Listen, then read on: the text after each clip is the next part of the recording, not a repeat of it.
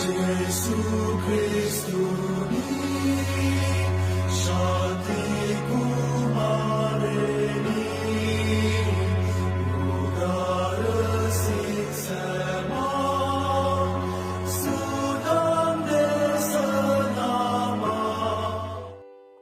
ඉන්පසු ජේසුස් වහන්සේ ගලීල මුහුදේ හෙවත් තිබේරියස් මුහුදෙන් එගොඩට වැඩම කළසේක. උන්වහන්සේ රෝගීන් සුව කරමින් කළ හාස්කම් දුටු බැවින් මහා සමූහයක් උන්වහන්සේ පසුපස්සේ ගියහ. ඇත්තටම ජේසුස් පිටිපස්සේ මිනිස්සු ඇදීගෙන ආවේ ජේසුස්ගෙන් සුව සහනය මිනිස්සුන්ට ලැබුණු නිසා. ඒක ලොකු ශක්තියක්. මොකද ඒක ලොකු නැවත නැතිවීමක්. මිනිස්සු දැනගත්තා උත්තර වෙන හොඳම තැන ජේසුස් ළඟ කියලා. ඒ නිසා ජේසුස් අතහැර ගන්න මිනිස්සුන්ට බැරි. ජේසුස් තමන්ගේ කරගත්තා. මේ ඔබටත් කියන්න එච්චරම තමයි. ඔබ ජේසුස් දිහා බලන්න ඕනේ.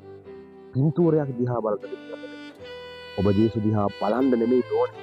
ජේසුස් අත්දකින්න කෙනෙක් වෙන්න. ජේසුස් ඔබේ ජීවිතයේ මහා කොටසක් වෙන් කරන්න. එවිට ඔබට තේරෙයි ඔබ ජේසුස් එක්කම ගමන් කරන ජේසුස්ගේම කෙනෙක් කියලා.